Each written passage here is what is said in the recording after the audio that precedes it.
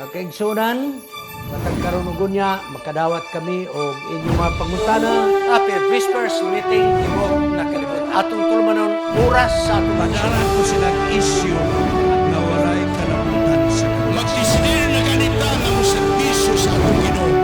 Ang yawa, pangita o pamagi, mo-offer na mura-mura po ug iya sa Diyos. Ang inahan kaya ariglaran ang napulog na mga anak. pinako kalimutan ingon sa Ginoo.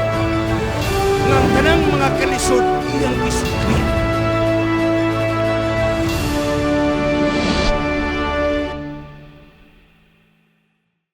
Happy prayer meeting sa Tibok Kalibutan.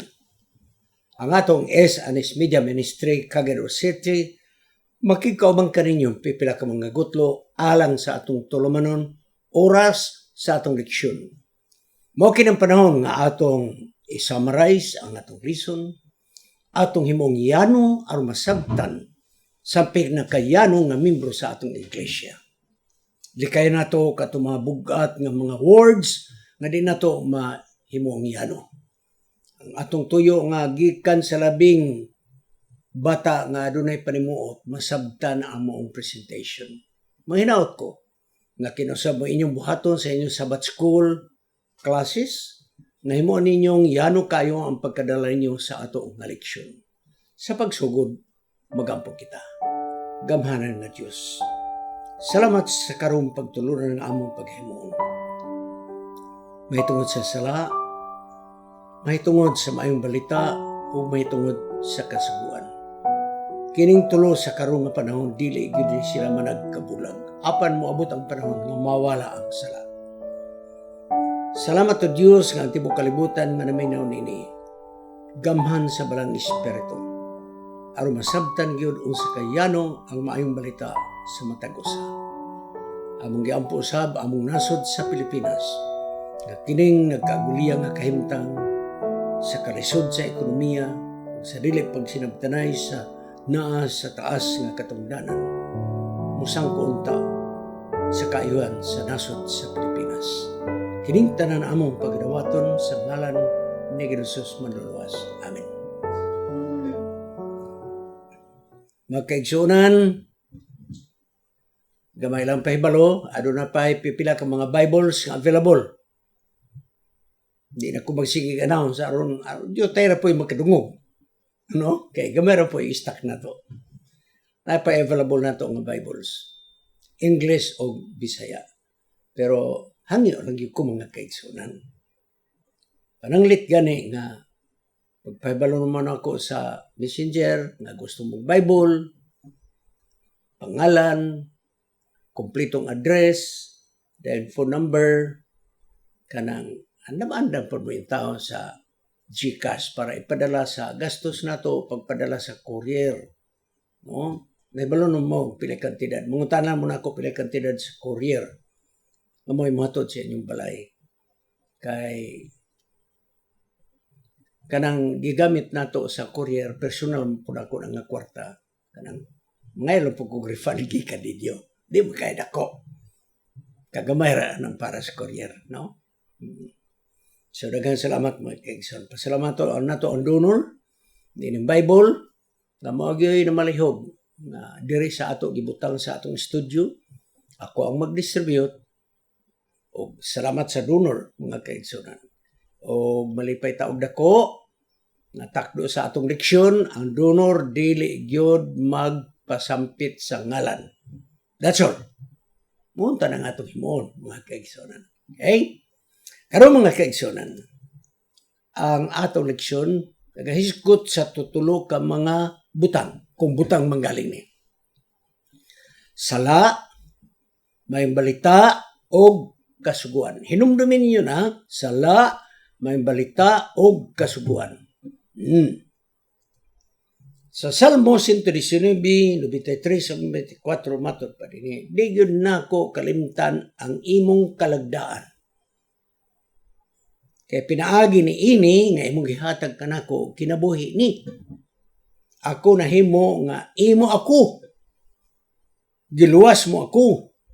Kaya ako nagapangita sa imong kalagdaan. Kanang kalagdaan igsoon presets mo na sa balaod kasuguan. Precepts.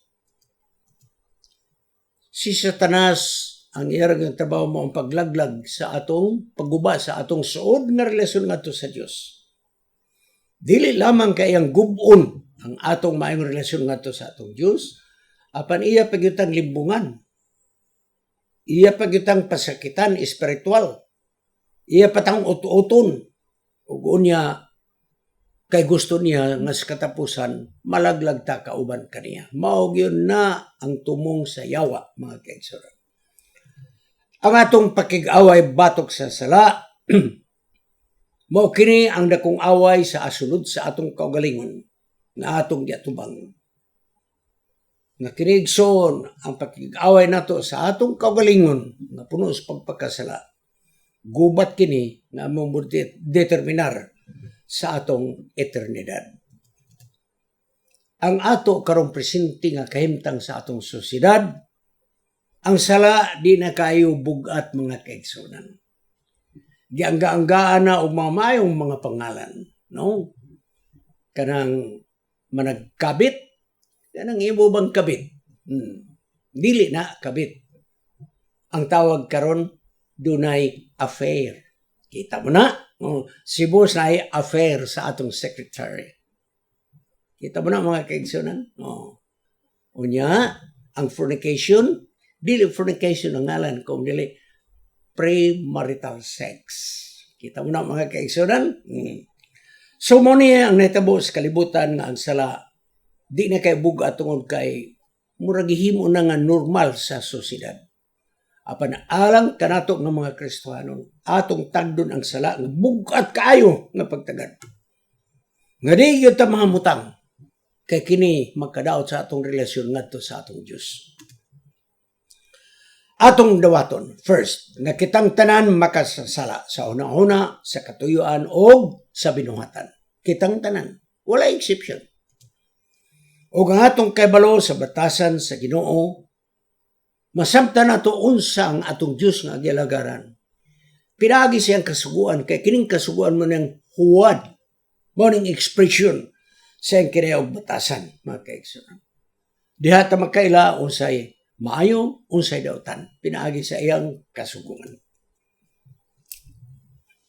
Dili gyud nato tagdon, mga kaigsunan, nga kining away karon sa may dautan kanang gamay ra ni. No, dako ni tungod kay kini nga gubat nagsugod didto sa langit.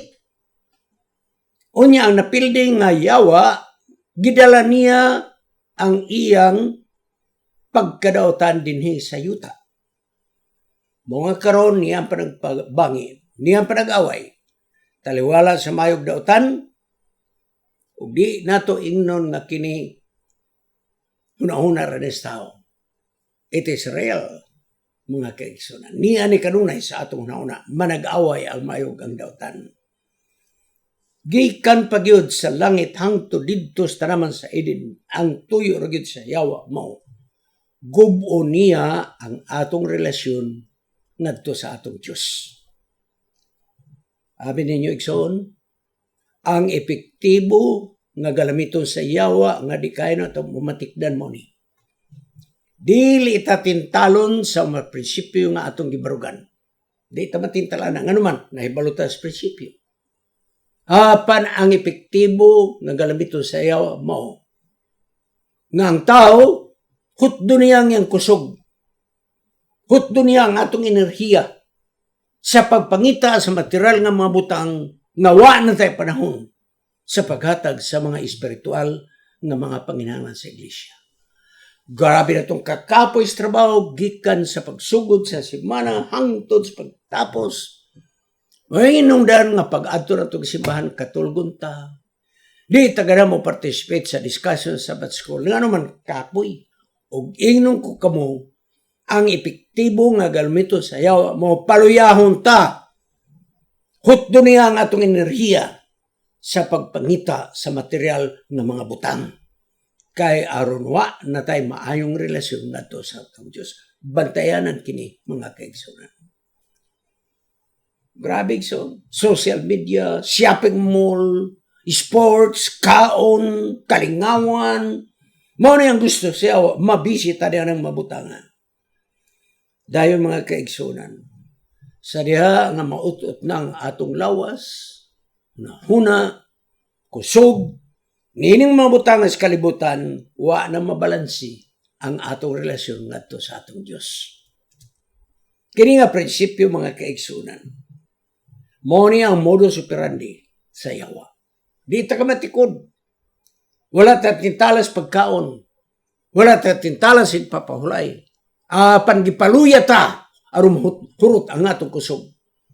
Pag-abot sa adlaw papahulay, kapoy. Mao na nga mo tambong divine service lang. Kaya nga naman kapoy. Paghapon diyan mo balik, nga naman kapoy mga kaigsunan. Parang prinsipyo nato mga kaigsunan mo ni Mateo 6:33. Pangitaa pag-una ang ginaraan sa Dios. Kakadang tanang mga butang nga imong ginapangita, igadugang rana, unahon lang yun nato ang atong Diyos. Mao nga si Hesus nagpasidaan.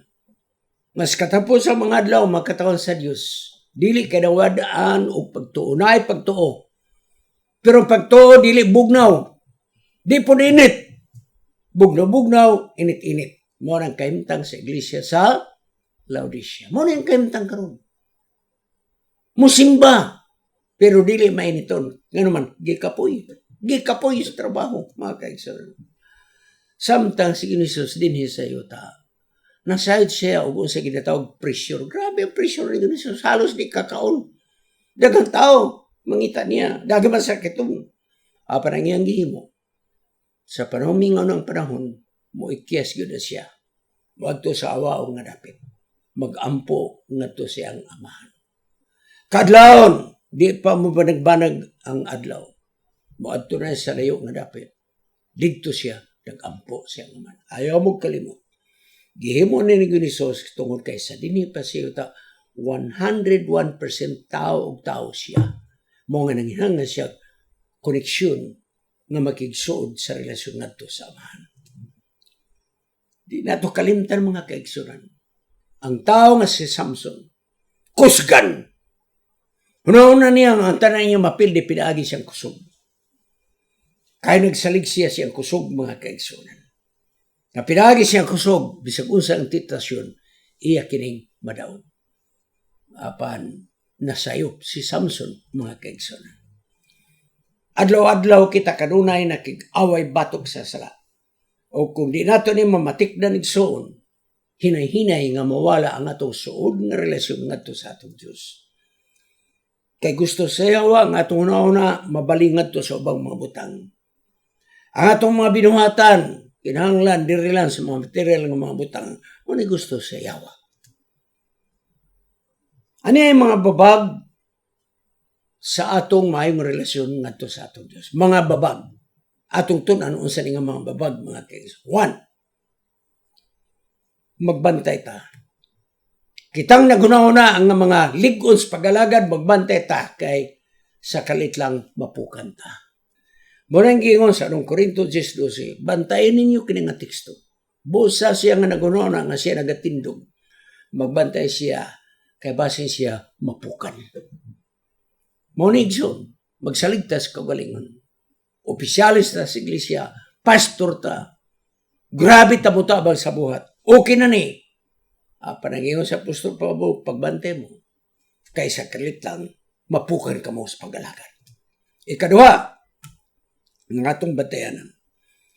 Kanabitaw manghatag ta, nga aron lang yun mahibaluan, di ta muhatag og sekreto, gusto kita muhatag na daghang makakita, gibadlong na sa Ginoo ang mga parisog iskriba, kay muhatag sila mga kaigsunan, gusto nila nga mahibalo ang tanan. Busa na ngayon siya, ayaw ninyong huypa ang inyong kaugulingong trumpita sama sa gibuhat sa mga hipokrito. Aron nga sila daigon. Kanang gitawag, don't blow your own trumpet.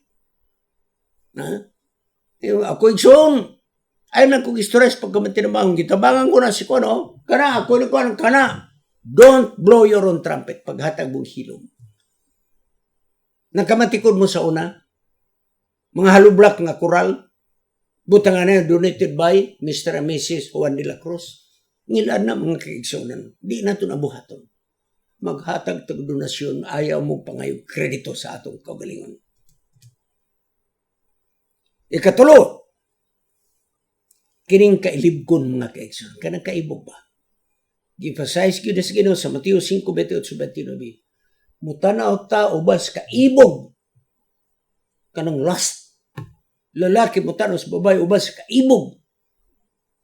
Kita nakapanapaw na.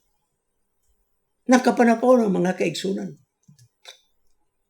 Sulikay nato ang kailibgon sa unod. Ikaw-4, ayaw mo pagkamahinukmanon. Nanay mga tao nakasala sa atong iglesia, hukman dayon na ito, wala paglaom nito, wala na. Ayaw mo paghukom sa uban, kay kita mga hukmananan. Mao ni makababag sa atong relasyon sa Ginoo. Likay na ito niya. Ika-5, karang paghigugma sa dili angay higugmaon. Higugmaon niyo mga kaaway. Sila nga paghimaraot ninyo, iampo sila. Sila nga naglutos ka ninyo, iampo sila.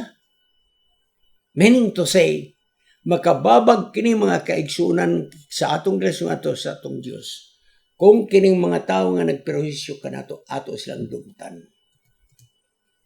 So di nato, mga kaaway, mga unsa diha, nabintahaan ta, gidaot ta, biyaan ta na. Kaya magkababag na sa atong relasyon na ato sa atong Diyos. Ika-6, bisag kinsang nga nasuko batok sa iniksyon nga walay pasikaranan, may katalagman nga siya paghukban. Sigson, biyaan na to ang pagka-madinuntanon. Biyaan na to ang pagka-masuko sa ato isig katao. Kung diyan na marisyo ka na to, ato silang hukmaon. 4, biyaan na to ang pagdumot mga kaigsunan. Gani sa Marcos 9:42-48, pagkabugat ang salita sa Ginoo. Bisag kinsa nga nagatutok sa babae ubas pagpangibog, siya kasala sa pagpanampaw. Busa, mas maipay putlo ng kamot, lugito ng mata, kung kini mo ay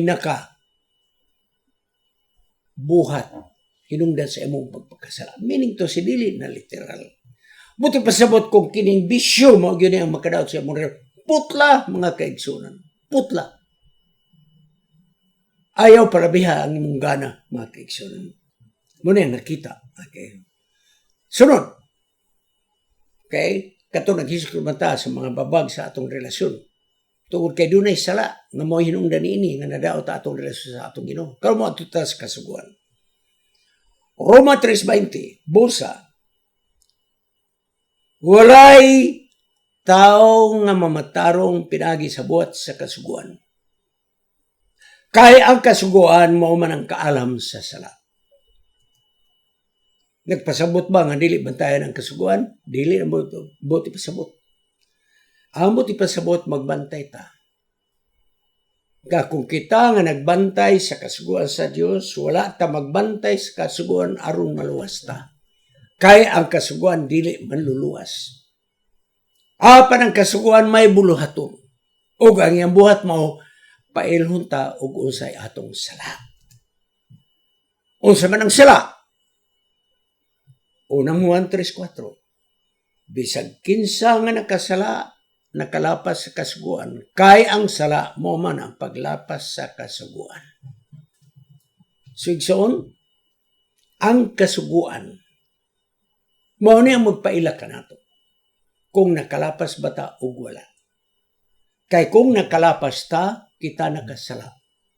Kay paglapas sa kasuguan, mao man ang sala.